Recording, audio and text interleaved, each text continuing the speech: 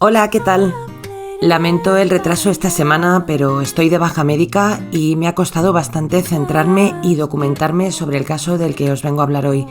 Pero bueno, hemos tardado un poquito más de la cuenta, pero la misión ya está conseguida. Imagino que muchos de vosotros ya sabéis algo de este caso o lo sabéis ya todo, porque se ha hablado muchísimo de él. Cuando sucedió fue una auténtica locura en Estados Unidos, y es que este caso lo tiene todo: amor, sexo, traición, celos y muerte. La combinación perfecta para hacer de un terrible suceso mediático.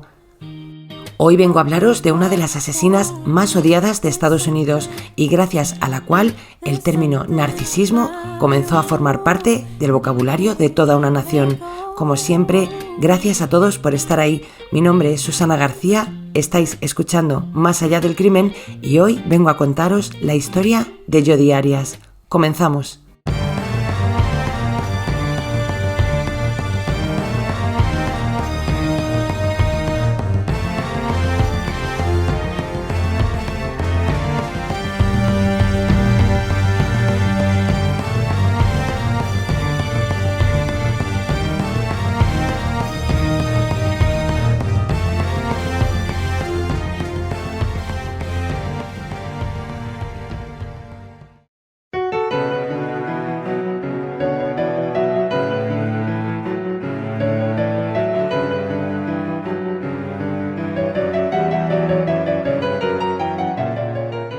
Para entender la historia de Jodi tenemos que hablar de Travis Alexander.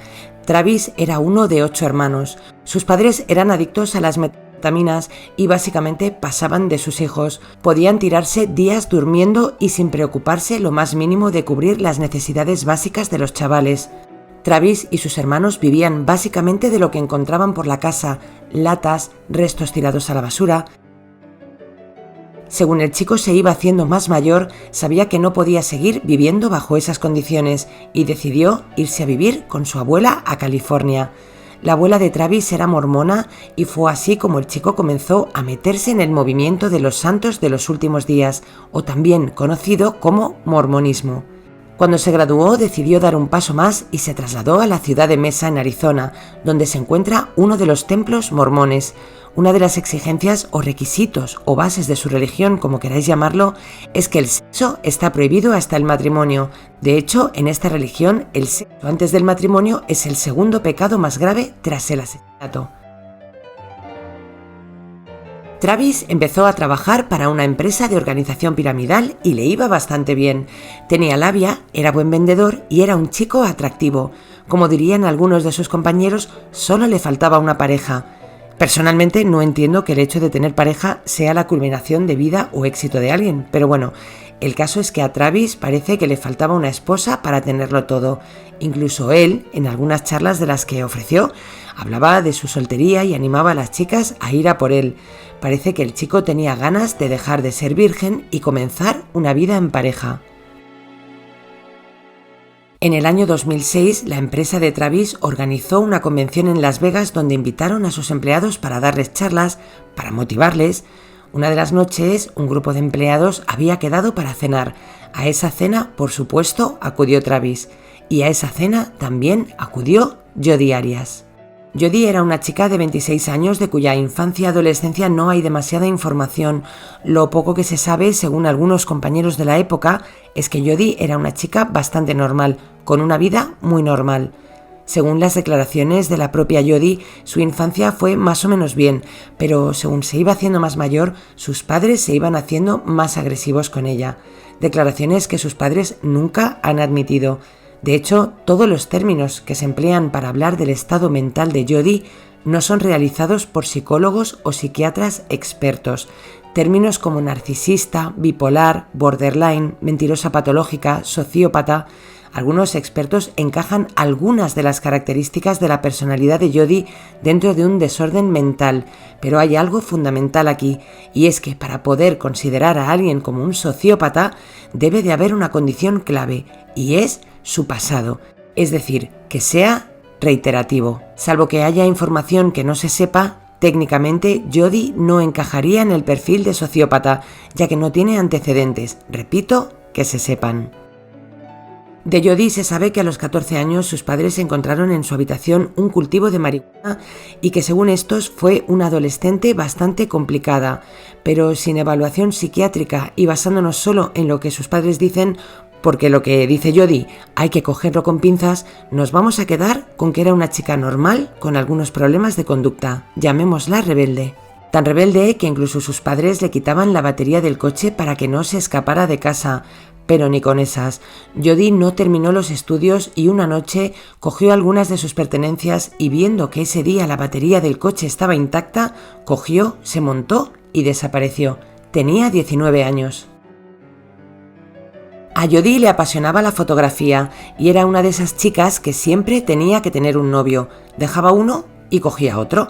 Y el día que decidió marcharse, se fue a vivir con un novio que tenía por aquel entonces y se buscó un trabajo como camarera.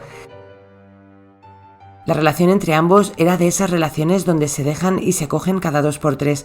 Este chico al parecer le fue infiel y decidió cambiarse de ciudad, pero allá que se fue Jody detrás. Lo que hacía era dejar compras del supermercado en la puerta de su casa y a pesar de estar ya con otro chico, seguía pasando por casa de su ex. Esto parecerá una tontería ahora, pero estos detalles cobrarán sentido más adelante. Para entonces Jody ya tenía otro novio, con el que rompió poco tiempo después y se mudó a Big Sur, en California, donde encontró trabajo como camarera en un resort. Allí se enamoró de su jefe, 20 años mayor que ella, y comenzaron una relación. Ambos compraron una vivienda de unos $350,000 en el año 2005. La idea inicial era que comprarían la casa y que cada uno se haría cargo de la mitad de su hipoteca. Como Jody no llegaba para cubrir todos los gastos, decidió buscarse un trabajo extra para poder llegar a todo. Empezó a trabajar en una empresa de organización piramidal y en 2006 se apuntó a uno de los viajes organizados por su empresa a Las Vegas. Sí, el mismo viaje al que fue Travis. Aquí convergen ambas historias y pese a que Jody tenía pareja, enseguida Travis y ella sintieron una conexión instantánea. Los compañeros de trabajo de ambos fueron testigos de esa conexión y estaban contentos de que Travis hubiera conocido a la que parecía ser su media naranja. Él mismo comentó que Jody podría ser la mujer que había estado buscando toda su vida. Jody le contó que tenía pareja y que nada podía pasar entre ella y Travis, pero aún así le dio su teléfono. Él la llamó al día siguiente y la invitó a pasar un fin de semana con unos amigos. Mucho tenía pareja, pero al primer fin de semana que le propone irse con él y unos amigos, Jody decide aceptar. Si bien es cierto que la relación ya estaba bastante muerta, Darryl, su ex, se quería mudar a Monterrey para estar más cerca de su hijo y Jody estaba trabajando en 3 sitios a la vez. Ni siquiera compartían ya la misma habitación, así que cuando Travis le propuso ese viaje, Jody y Darryl rompieron su relación. Según contó Jody, Travis y ella mantuvieron sexo oral durante ese fin de semana. Recordemos que Travis no podía mantener relaciones antes del matrimonio. La relación entre ambos continuó a distancia. Travis quería una mujer y Jody quería un marido. En noviembre de 2006, Jody fue bautizada y se unió a la iglesia mormona. Parece ser que ese fin de semana lo celebraron manteniendo relaciones anales, algo que recordemos tienen totalmente prohibido hasta el matrimonio. Travis creía que era una manera de evadir la ley mormona, y pongo este término entre comillas porque lo que dicen los mormones es que no se pueden tener relaciones antes del matrimonio, pero no especifican cómo, y aquí ya os podéis hacer una idea de por dónde van los tiros. Es una manera de darle la vuelta y una libre interpretación de lo que exige su religión. En febrero de 2007 la pareja ya era oficial. Seguían viviendo en diferentes ciudades, pero se veían a menudo. Lo que también hacían era mandarse emails, miles y miles de emails, e incluso mantenían telefónico mientras estaban en la distancia. Cuando estaban juntos, Jody se llevaba su cámara para grabarse los dos en situaciones íntimas y sacarse fotos. Travis sabía que lo que estaba haciendo estaba mal, iba en contra de su religión, pero estaba tan enganchado sexualmente a ella que no podía más que seguirle el juego. Ya sabemos, la doble moral que tanto nos venden por ahí.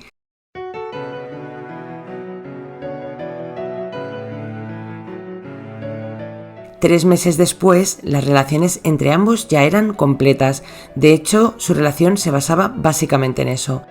Travis había perdido peso y se sentía muy bien consigo mismo y también con otras mujeres. Le encantaba flirtear y la relación entre él y Jody llegó a su fin en verano de ese mismo año. Travis entonces empezó a salir con una chica de 19 años de la iglesia mormona, pero la relación duró poco porque esta nueva novia, Lisa, descubrió que Travis y Jody seguían manteniendo relaciones. El caso es que Travis y esta nueva chica volvieron a tomar la relación.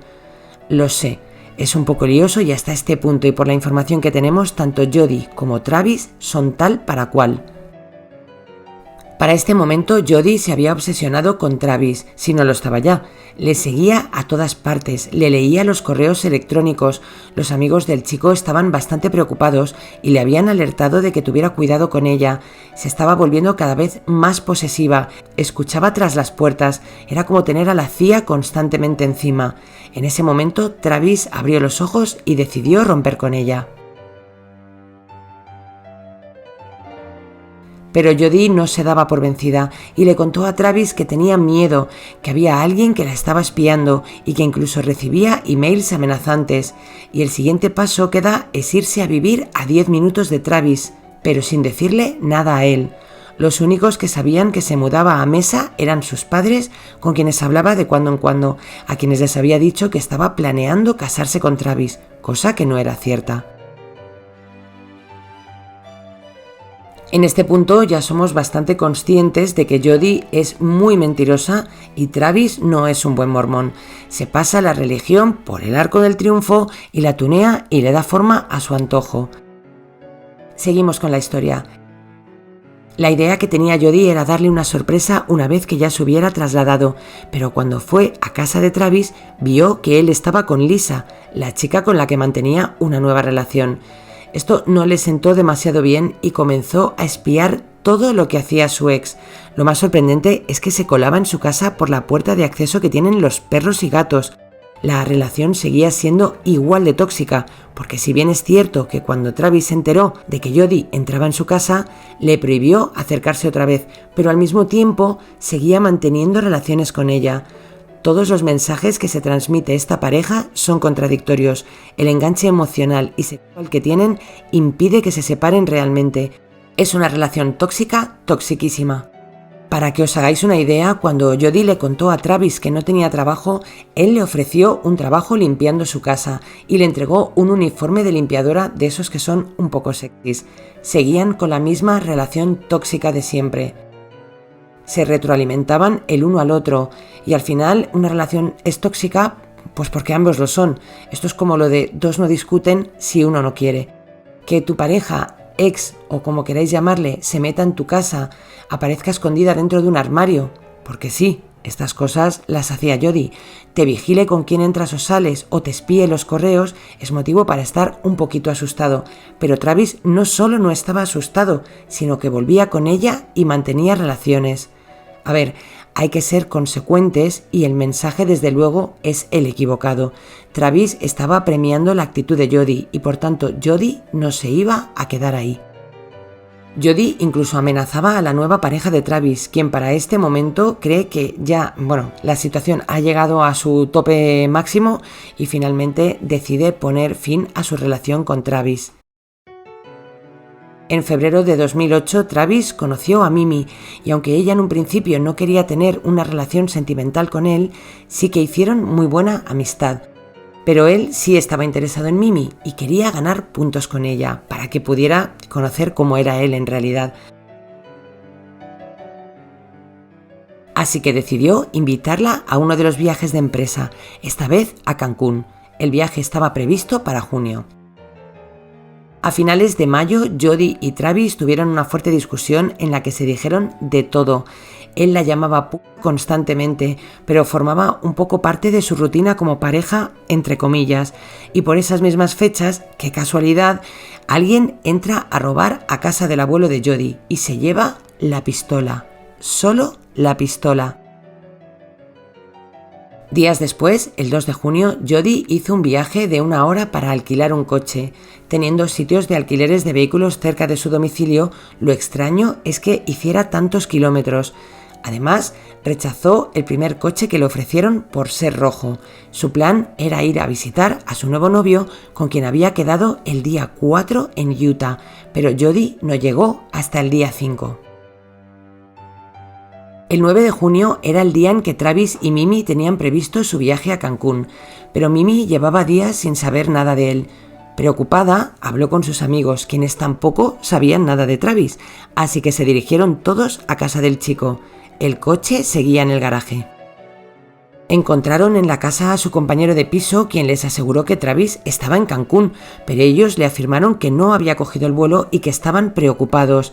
El compañero de piso cogió una de las copias de la llave de la habitación de Travis y entraron a ver si podían tener más pistas de por qué Travis no aparecía.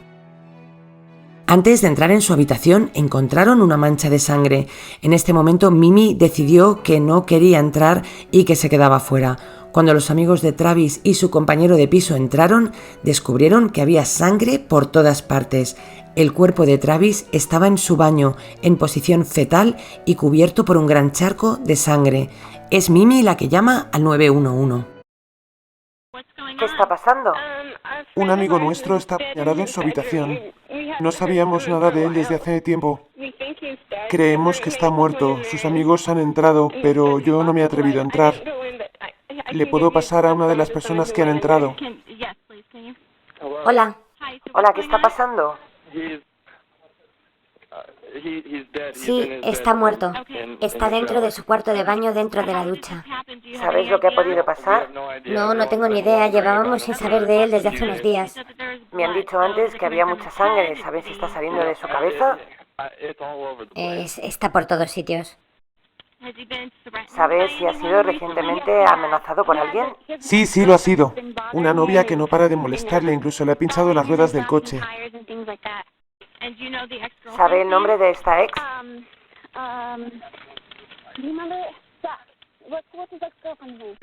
Su nombre es Jody. La escena del crimen era brutal. Travis había sido apuñalado entre 27 y 29 veces. Digo entre porque en algunos sitios he leído que son 27 puñaladas, en otro he leído que son 29. Sea cual sea el número de puñaladas, a partir de 2 yo creo que ya son demasiadas. Bueno, incluso una es demasiada. Le habían incluso cortado la garganta hasta el punto de que tenía casi la cabeza colgando y tenía un tiro en la cabeza. Había sido asesinado varios días antes. Como habéis podido escuchar en la llamada al 911, Mimi da el nombre de Jody cuando la operadora le pregunta si sabe si Travis tenía problemas con alguien. La policía ya tiene su nombre, pero es ella la que llama a la policía para decirles que para cualquier cosa que necesiten, que ella está ahí, que ella hace tiempo que se ha mudado a otro sitio, que hace tiempo que no ve a Travis, que sí que hablaron el día 3 y ahí lo deja estar. Jody envía flores a los abuelos de Travis e incluso acude a su funeral. Revisando la escena del crimen, los investigadores descubren unas salpicaduras de sangre en la lavadora. Allí dentro había unas sábanas y dentro de la lavadora también había una cámara de fotos. Y uno se piensa, ¿qué hace una cámara de fotos dentro de la lavadora? La lavadora había sido puesta con lejía y la tarjeta había sido borrada. Más que la tarjeta, todas las fotos habían sido borradas. El 19 de junio, por fin, la policía rescata las fotos de la cámara. Al parecer, cuando la memoria se borra, si no se vuelven a hacer fotografías encima, estas son recuperables. Las fotos que rescatan muestran a Jody desnuda en la cama de Travis, fotos de él desnudo también en su propia cama y unas cuantas en la ducha. También hay fotografías sacadas sin intención, donde se ve a Travis en el suelo y se ve el pie de Jody. Entre la última fotografía donde se ve a Travis vivo hasta la siguiente foto donde ya se le ve en el suelo de la ducha ensangrentado, hay 1 minuto y 46 segundos de diferencia, por lo que el ataque fue en apenas nada de tiempo, menos de 2 minutos. Parece ser que las últimas fotografías donde aparece Travis ensangrentado se tomaron por error. Las fotos muestran la fecha, 4 de junio. La fecha que Jody le dice a la policía que ve a Travis por última vez es el día 3, pero las fotografías la sitúan en el lugar del crimen el día 4. Ella confiesa que estaba en Utah, en un viaje que tenía planeado para ver a su nueva pareja. Cuando este fue interrogado, aseguró que sí, que era cierto que ambos se habían visto, pero que Jody llegó el día 5, un día después de lo planeado.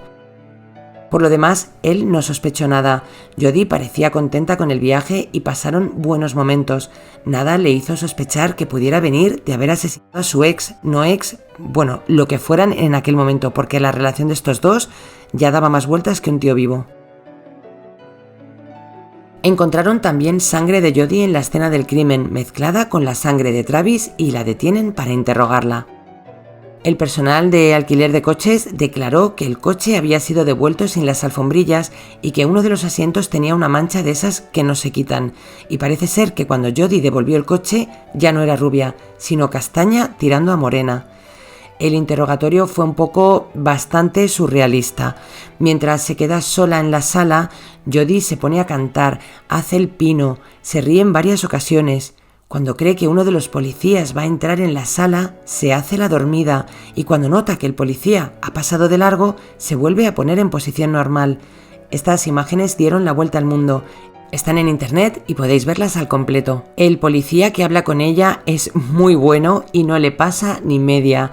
Le pega varios cortes durante el interrogatorio sabiendo que ella es parte implicada en este caso. Aquí algunos ejemplos. ¿Estuviste en casa de Travis el miércoles? Absolutamente no. Ni siquiera estuve cerca de él. ¿Qué pasa si puedo probarte lo contrario? ¿Te haría eso cambiar de opinión? No estuve ahí. Estuviste en casa de Travis, tuvisteis una relación y hay fotos de encuentro. Sé que sabes que hay fotos. Porque las tengo. Y te las voy a enseñar. La última vez que tuve cualquier tipo de relación con Travis fue en abril. La cámara estaba dañada. Alguien la había metido en la lavadora y habían puesto el ciclo de lavado. La tarjeta está intacta. ¿Te acuerdas cuando te dije que esa tarjeta estaba destrozada? No quise decirte la verdad. ¿Estás seguro de que soy yo? Porque yo no estuve allí. Eres tú. De hecho, la cámara sacó un par de fotos por accidente a la hora de su muerte. ¿De verdad? Sí, Jody, de verdad. Estuviste ahí. Deja de jugar a este juego. Tenemos tu sangre en la escena. Tenemos un pelo tuyo con sangre en la escena. Dejaste huellas de tus manos en la escena. Jody le comentó también a los policías entre risas que todos sus ex estaban vivos aún, intentando demostrar que ella era incapaz de hacerle daño a una pareja, pero no coló. La policía le dice que van a hacerle la ficha policial y que van a sacarle las fotos de rigor. Jody pidió su maquillaje para salir mona en las fotos. Total, las va a ver medio mundo y tiene que estar presentable.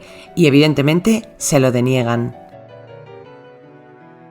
Jody Arias no salió libre esa noche y fue oficialmente detenida. Si su primera versión fue que ella no tenía nada que ver, que ni siquiera estaba por la zona, al día siguiente fue otra. En esta ocasión aseguró que dos personas vestidas como ninjas totalmente de negro entraron en el domicilio de Travis, donde estaban los dos viendo una película. Según cuenta Jody, mataron a Travis, pero como ella era testigo y tenían su cartera con su dirección y las llaves de su casa, le dio miedo y por eso no llamó al 911 y por eso mintió en su versión inicial. Su juicio arrancó a primeros de 2013 y aquí volvió a cambiar su versión. Vamos ya por la tercera. En esta ocasión, Jody contó que sí, que ella fue quien mató a Travis. En este punto, Jody estaba acorralada.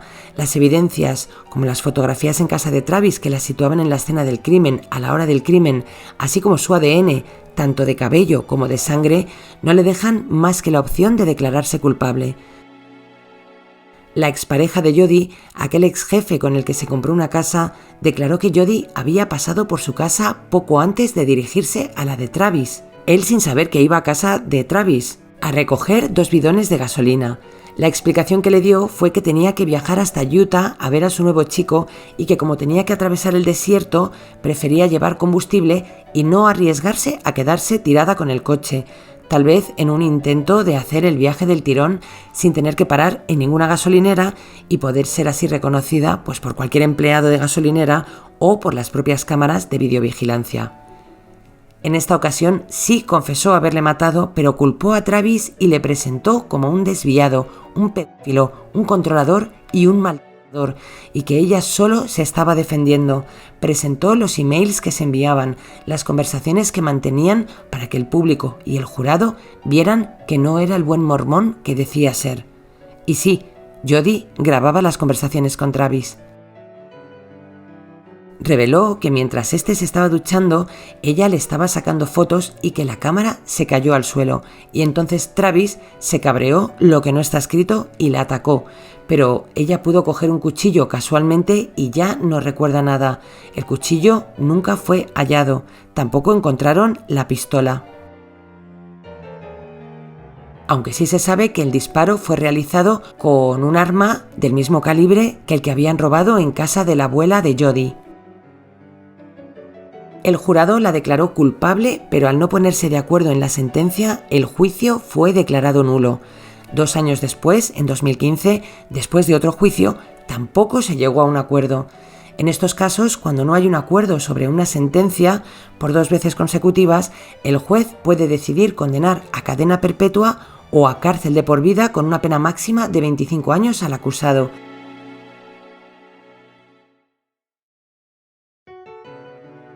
Finalmente, en este caso, el juez declaró a Jodi culpable de asesinato en primer grado y fue sentenciada a cadena perpetua. 5 años después, Jodi Arias apeló su sentencia y fue denegada, al haber abrumadoras evidencias contra ella. Actualmente está en la cárcel de Perryville, en Goodyear, Arizona. Tiene un grupo de apoyo fuera de la cárcel que cree que es inocente y donde recogen donaciones para las futuras apelaciones de Jodi. En la de 2020 recaudaron $70.000. Y este es el caso de esta semana. Espero que os haya entretenido. Como siempre, gracias a todos por vuestro apoyo. Si os gusta el contenido, tenéis más historias cortas en la sección de Shorts de YouTube, en mi perfil de Instagram o en mi canal Crímenes Reales Cortos de iVoox. Y como siempre, todo el contenido más negro en mi página web másalladelcrimen.com. Nos vemos muy pronto. Hasta entonces, mucho cuidado por ahí. Un beso a todos.